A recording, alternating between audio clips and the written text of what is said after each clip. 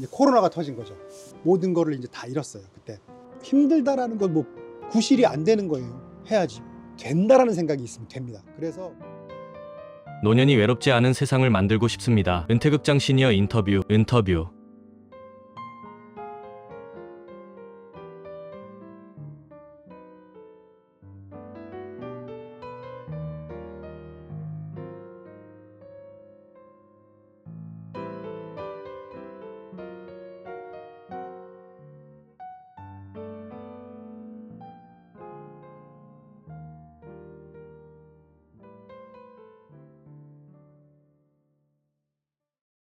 네, 안녕하세요. 네, 안녕하십니까. 반갑습니다. 간단한 자기소개 부탁드립니다. 네, 안녕하십니까. 저는 권경민이라고 하고요. 현재는 한국지식문화원이라고 하는 출판 일을 하고 있고요. 출판사를 하고 있고요. 대학이라든가 기관, 기업체 강의를 다니고 있고요. 그리고 KCN 뉴스라고 해서 비영리 인터넷 신문사를 운영하고 있고요. 후배 강사들 양성하고 있어요. 강사 양성도 하고. 되게 다양한 일을 많이 하고 계시네요. 네네. 저희 인터뷰를 직접 신청을 해주셨는데 네. 신청해주신 특별한 이유가 있을까요?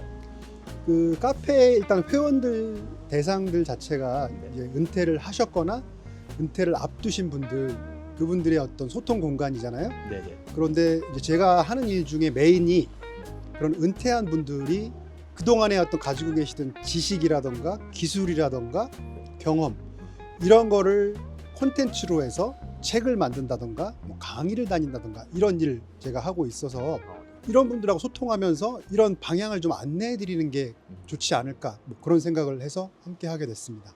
구체적으로 이제 어떤 일을 하시는지 여쭤봐도 될까요? 일단 강의를 먼저 말씀을 드리면 저는 그 이제 인문학 강의를 해요. 네네. 그래서 뭐 대학에서도 하고 있고 공공기관들, 지자체들, 기업체에 이제 인문학 강의를 하는데요. 좀 약간 독특한 게 맥주라는 콘텐츠를 가지고 맥주 인문학이라는 이제 그 어떤 하나의 강의 영역을 제가 만들어서 하고 있어요. 그러면서 후배 그 인문학 강사들을 양성을 하고 있습니다. 강의 기법이라던가 강의 콘텐츠를 개발하는 법, 강연처를 뚫는 법 그런 것들 그다음에 강연 섭외라든가 매칭하는 것도 하고 있고요. 그래서 제가 강의를 직접 하고 강사를 양성하고 또 그 강사님들이 좀 몸값을 올리고 강연 기회를 높이기 위해서는 책도 필요해요. 전문 분야의 책들. 그래서 출판일, 출판사 그리고 그분들을 이제 홍보할 수 있는 깨끗한 언론 그런 일을 하고 있고요. 그렇게 하다 보니까 저희가 이제 한국지식문화원 인문학연구소라고 해서 저희가 인문학 컨텐츠를 개발하고요.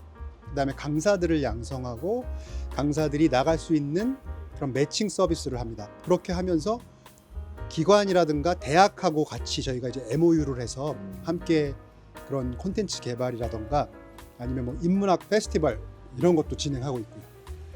그러면 그 강의를 누구나 할 수 있는 건가요? 사실은 강의를 한다라고 하면 그거 뭐 박사들, 네. 교수님들 그게 보통 일반적인 생각이에요. 그렇죠? 네네. 그런데 일반적으로 그 영역을 잘 모르시고 생각을 안 해보셨기 때문에 그런데 우리 나이 정도 되니까 시니어들은 어떤 분야가 됐던 자기의 경험이 있고 지식이 있습니다. 그거를 강의 상품으로 만드실 수가 있어요. 무조건 대학에서 전공만 가르치는 게 아니고 누군가에게는 인생에서 나락에 떨어지셨던 분들, 실패한 분들이 그 실패를 극복한 방법을 동기부여 강의를 하실 수도 있고요. 건강이 안 좋으셨는데 뭐 내가 운동을 해서 아니면 뭐 식이요법을 통해서 극복했다. 그러면 시니어 분들을 대상으로 그런 강의를 하실 수도 있어요. 무궁무진합니다.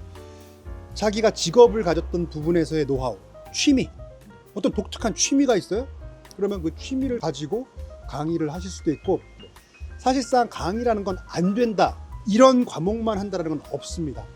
왜냐하면 지자체나 도서관 같은 경우에 요즘에 이제 시니어들 대상 프로그램이 되게 많아요. 네. 그렇다 보니 뭐 시니어들이라고 무조건 무슨 자격증 다는 수업만 듣는 건 아니거든요. 네네.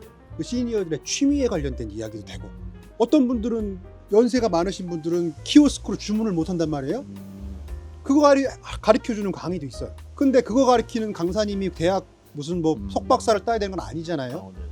그 부분에 내가 콘텐츠를 개발하고 상품화 할 수 있으면 되거든요. 어떻게 보면 누구나 될 수 있습니다. 뭐 아무나 막 할 수 있는 건 아니지만 네네. 누구나 마음이 있고 그 방향으로 노력을 한다면 콘텐츠를 만들 수가 있고 그 콘텐츠로 강의를 할 수 있습니다. 그럼 혹시 저희 이제 시청자분들 중에 만약에 아쿠아 컨설팅을 받아보고 싶다 하시는 분들이 계시면 네. 어디로 그 연락을 드리면 될까요? 뭐 네이버에서 그냥 그 검색창에 뭐 권경민 치시면 네네. 제가 바로 나와요. 그럼 거기에 제 블로그 들어오시면 거기 뭐 전화번호도 있고 이메일도 있고 뭐 그렇게 해서 들어오시면 출판을 통한 뭐 브랜딩 네. 내지는 뭐 이런 그 지식 창업이라던가 뭐 은퇴 설계 이런 컨설팅도 가능합니다. 저희가 듣기로는 그 이 일을 하시기 전에 다른 일을 하셨다고 들었는데 네. 어떤 일을 하셨어요? 제가 이제 원래 젊었을 때는 이제 영어 학원을 쭉 오래 했었고요. 네. 이제 영어 학원을 하다가 그 맥주 사업에 좀 관심이 있어서 네. 우리나라 이제 맥주 수제 맥주 붐이 일고 그랬을 당시에요. 네. 그때 나도 이제 좀 수제 맥주 양조장을 차려서 맥주 유통도 좀 하고 더 나아가서 해외 수출도 하고 뭐 국위 선양도 좀 하고 싶은 네. 좀 아주 야물딱진 네. 좀 허황된 꿈을 꿨죠. 그래서 이제 시장 조사를 했어요. 시장 조사를 했는데 그 당시에 양조장들이 많이 생겼는데 많이 망했어요. 맥주를 잘 만드는 게 중요한 게 아니라요. 잘 팔아야 돼요. 근데 판로가 없는 거예요. 그래서 제가 그러면 판로를 먼저 만들어 놓고 그렇게 이제 망하는 양조장을 헐값에 인수하자. 그래서 우리 매장에 맥주를 팔고 그다음에 이제 편의점이라든가 마트 유통하고 해외 수출길도 알아보자 라는 꿈을 꿨어요. 네네. 그래서 이태원에서 처음으로 그 이제 외식업을 시작을 했고요. 네. 수제 맥주, 수제 버거 전문점을 시작했습니다. 17평 조그만 가게로 했는데 대박이 난 거예요. 그 17평 가게에서 제가 오픈하고 5개월 만에 네. 한 달 매출 1억 3천 월 매출로. 그래서 그게 터지고 제가 이제 강남 뭐 신촌 그런 핵심 상권 네. 백화점 이런데 6개 직영점을 냈어요. 네. 사업을 키워나가고 이제 양조장을 인수해서 우리 매장에 일단 맥주를 꽂고 그 조그만 수제 맥주 공장에서 만든 맥주를 그 정도 써주면 공장이 망하진 않겠다라고 계획을 네. 세웠는데 이제 코로나가 터진 거죠. 코로나가 터지면서 그 꿈이 그냥 물거품이 된 거죠. 모든 거를 이제 다 잃었어요 그때. 그러면 코로나 이후에는 그 식당들을 다 접으신 건가요? 손해를 보고 네. 다 접은 거죠.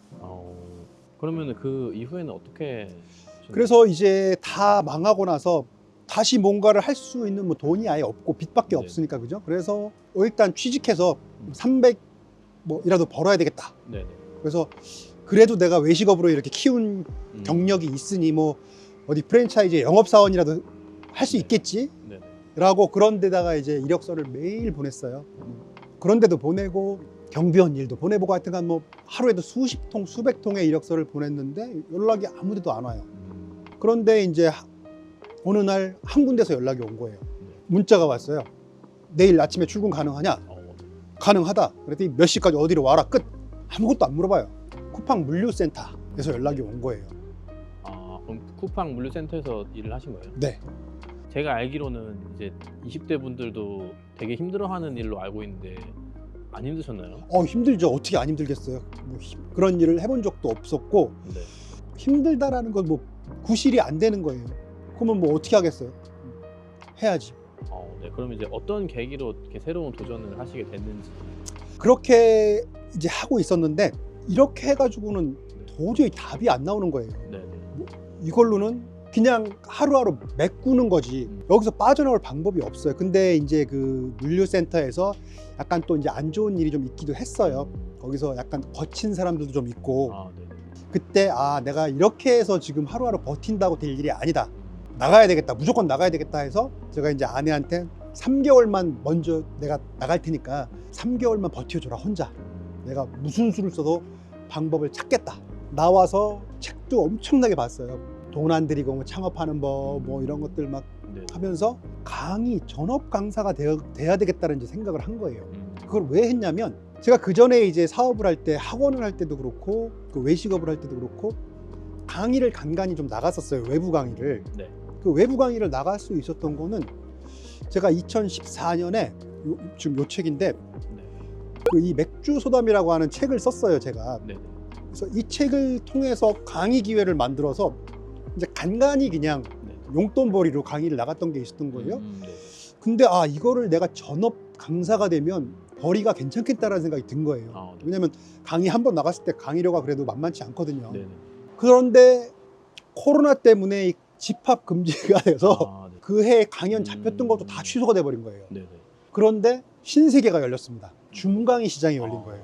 기업에서 줌으로 강의를 하는데 처음에는 저도 좀 어색했어요. 네. 뭐 피드백도 없고 막. 근데 줌으로 강의를 해보니까 하루에 뭐 3번도 강의할 수 있고 4번도 할 수 있고 그냥 집에서 네. 줌 강의라고 해서 강의료가 싼 것도 아니에요. 똑같아요. 음, 그런데 이동하는 시간이 필요 없고요. 네. 그래서 이제 강의 제안서를 막 정비해서 그런 강연처에 찾아가고 온라인으로 접수하고 그러니까 영업사원이 된 거죠. 근데 코로나가 이제 끝나가면서 오프라인 강의 시장이 풀리기 시작하면서 강의 스케줄은 1년이 이제 거의 빽빽하게 찬 거예요. 아우. 그러면서 그때 제가 이제 카카오 단톡방이 또 그때 확 커졌단 말이에요. 네네. 단톡방에서 제가 저만의 단톡방을 만든 거죠. 어. 거기서 이제 후배 강사들을 키운 거예요. 저 같은 시니어들, 네네. 저 같은 입장, 경단녀들, 그런 가장이 된 뭐 여성분들, 네. 은퇴한 분들, 그런 분들 강의 스킬이라든가 이런 강사 양성을 하고 책 쓰게 하고 강의 매칭해드리고 그분들을 키우다 보니까 그분들이 강연 시장에서 제 값을 몸값을 받으려면 그 자기 강의 분야에 저서가 없으면 안 돼요. 저서를 쓸 수 있게끔 제가 이제 출판업을 시작한 겁니다. 그래서 책을 써주고 그리고 맨날 이제 블로그에 쓰는 것도 좋지만 그래도 이 사람들이 신문점 기사도 있고 뭐 신문에 컬럼도 쓰고 하면 더 전문가로 자리 잡을 수가 있잖아요. 네네.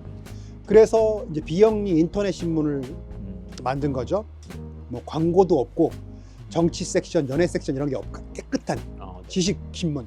그래서 이제 그런 쪽으로 하면서 이제 정식으로 한국지식문화원 인문학 연구소를 만들어서 네. 이제 체계적으로 강사 교육을 하고요. 그리고 이제 매칭을 하고 네. 대학교하고도 이제 같이 콘텐츠 개발, 강사 양성을 하게 된 거예요. 그럼 지금 그 교육 받으신 강사분들은 다들 이제 활동을 활발하게 다 하고 계신 편인가요? 어떤 것도 마찬가지지만 뭐 어떤 교육을 받았다고 뭐 자격증을 땄다고 바로 다 되는 건 아니에요. 아, 네네. 하지만 상당히 많은 분들이 인생이 많이 바뀌었어요.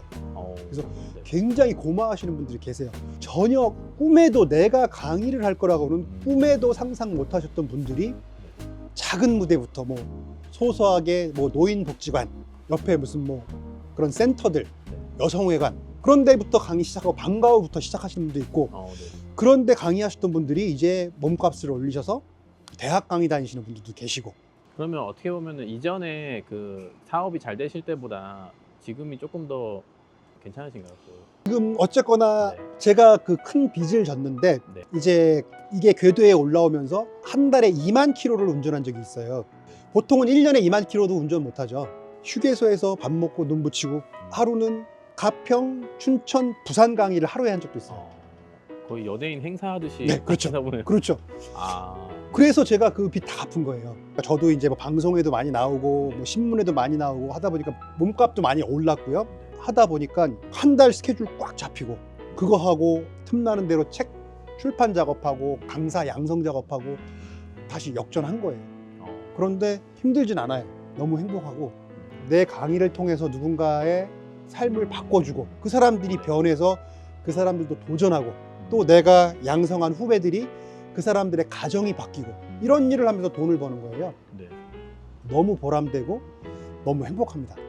이제 카페 회원분들이나 아니면 이렇게 시청자분들 중에도 되게 힘든 시기에 있거나 새로운 도전을 망설이시는 분들이 좀 있을 것 같은데 네네. 그분들께 조금 한마디 해주신다면. 제가 어려울 때 마음을 다지는 책을 많이 봤거든요. 자, 누군가는 뭐를 얘기해도 안 된다고만 하는 사람들이 있어요. 네. 뭐 얘기하면 이거 이래서 안 돼. 주식 이래서 안 돼. 부동산 이래서 안 돼. 음식점 저래서 안 돼.